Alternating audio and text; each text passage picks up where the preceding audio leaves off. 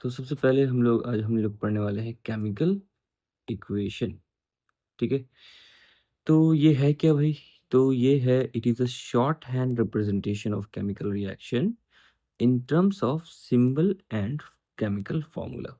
तो चलिए हम लोग देखते हैं कि कैसे हम लोग केमिकल रिएक्शन को केमिकल इक्वेशन के फॉर्म में कैसे लिखेंगे, ठीक है? तो सबसे पहले हम लोग क्या करते हैं कि इस रिएक्शन को देखते हैं। ये इस रिएक्शन को देख कर के आप लोग को याद आ गया होगा कि कौन सा रिएक्शन है। तो सबसे पहला रिएक्शन जो हमने पढ़ा है इस बुक में, दैट इज मैग्नीशियम को बर्न करना, ठीक है?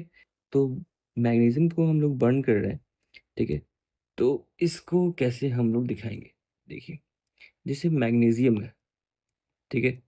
तो मैग्नीशियम जो है यहाँ पे बर्न हो रहा है। तो कोई भी चीज़ अगर बर्न हो रहा है तो मैंने बताया था क्या? ऑक्सीजन से रिएक्शन कर रहा है, ठीक है? तो यहाँ वो ऑक्सीजन से रिएक्शन करेगा, ठीक है? और ये हम लोग यहाँ पे एरो देंगे और क्या बनेगा?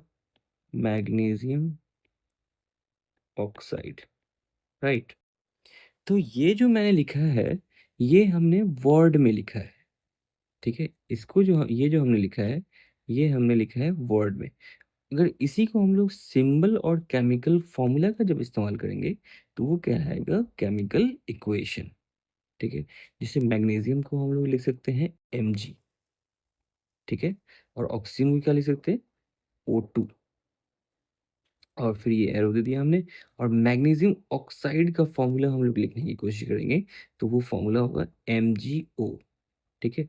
जैसे यहाँ पे मैग्नीशियम के ऊपर जो चार्ज होता है, वो Mg+2 चार्ज होता है और ऑक्सीजन के ऊपर जो -2 चार्ज होता है।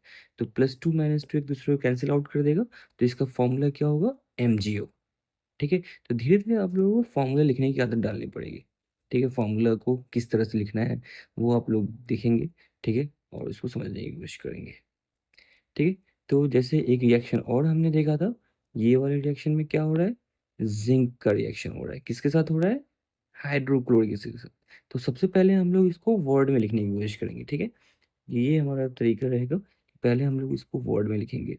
ज़िंक का रिएक्शन किसके साथ हो रहा है? हाइड्रोक्लोरिक एसिड के साथ। हाइड्रोक्लोरिक एसिड के साथ हो रहा है।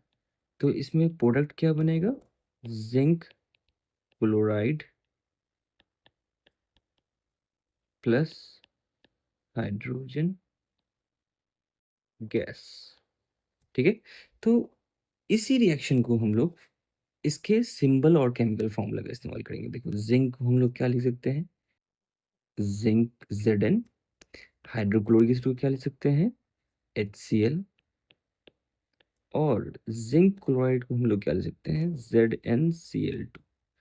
अगर फॉर्मूला में डाउट हो रहा है तो हम इसको इस तरह से देखेंगे कि Zn के ऊपर +2 चार्ज है और क्लोरीन के ऊपर -1 चार्ज है। तो ये इस Zn के ऊपर जो चार्ज है वो Cl पे आ जाएगा और Cl के ऊपर जो चार्ज है, मतलब चार्ज की जो वैल्यू है, वो Zn पे आ जाएगा।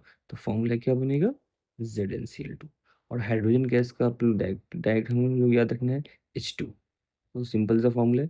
तो ये जो अभी हमने लिखा है, ये क्या चीज़ है?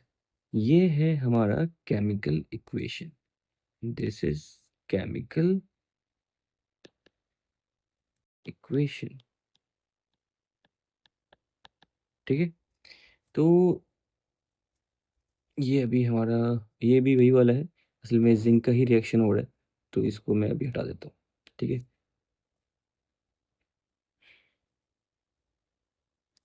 अच्छा, एक रिएक्शन और हम लोग देखते हैं। अ, यहाँ पे क्या हो रहा है?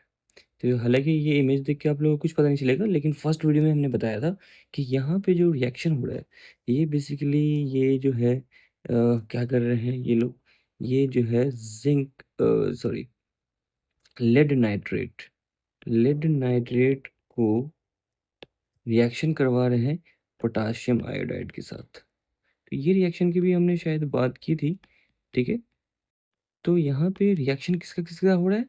लेड नाइट्रेट का रिएक्शन हो रहा है किसके साथ? पोटेशियम नाइट्रेट के साथ। और इसमें प्रोडक्ट क्या-क्या बनेगा? तो इसको हम लोग देख सकते हैं। सो इसको भी हम लोग पहले वर्ड में लिखने की कोशिश करेंगे, ठीक है? वर्ड में लिखने की कोशिश करेंगे, तो लिखते हैं हम लोग lead nitrate. Lead nitrate plus potassium iodide, और इस ये मिलेगा तो क्या बनेगा? Lead iodide. ठीक है, लेड आयोडाइड। और क्या बनेगा? Potassium nitrate, potassium nitrate. ठीक है, तो अब हम लोग क्या करेंगे, इसका फॉर्मूला लिखने की कोशिश करेंगे, मतलब इसको इक्वेशन के फॉर्म में लिखने की कोशिश करेंगे। तो चलिए शुरू करते हैं। जैसे लेड नाइट्रेट है, तो लेड के ऊपर जो चार्ज होता है वो होता है Pb+2, और नाइट्रेट के ऊपर जो चार्ज होता है वो होता है NO3-1। तो बताइए इसका फॉर्मूला क्या बनने वाला है? PbNO3 whole 2। ठीक है, फिर प्लस पोटाशियम आयोडाइड, देखो पोटाशियम का चार्ज कितना होता है? +1, और आयोडीन के ऊपर चार्ज कितना होता है? -1। तो क्या फॉर्मूला बनना चाहिए? Ki, simply Ki। और चलिए इसका फॉर्मूला हम लोग लिखने की कोशिश करेंगे। Pb के ऊपर कौन सा चार्ज होता है? +2, और आयोडीन के ऊपर कौन सा चार्ज होता है? -1। तो किसका क्या फॉर्मूला बनना चाहिए? PbI2। करेक्ट। फिर चलिए देखते हैं हम लोग, पोटाशियम नाइट्रेट का फॉर्मूला भी हम लोग बना सकते हैं। दोनों के ऊपर चार्ज +1 -1 होगा, K+1, नाइट्रेट के ऊपर NO3-1। क्या बनेगा फॉर्मूला? KNO3, मतलब +1 -1 एक दूसरे को कैंसिल आउट कर देगा। तो इस तरह से हमने देखा कि कोई अगर हमारे पास वर्ड इक्वेशन में दिया हुआ है कि किसी केमिकल रिएक्शन के बारे में बताया जा रहा है कि इसका रिएक्शन इसके साथ हो रहा है और ये बन रहा है, प्रोडक्ट बन रहा है, तो हम इसको सीधा सीधा केमिकल सिंबल और केमिकल फॉर्मूला का यूज़ करके इसको केमिकल इक्वेशन में कन्वर्ट कर सकते हैं, लिख सकते हैं। तो this is the method to write the chemical reaction, to represent the chemical reaction.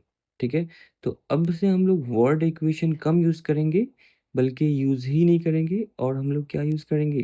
Chemical equation through out the chapters.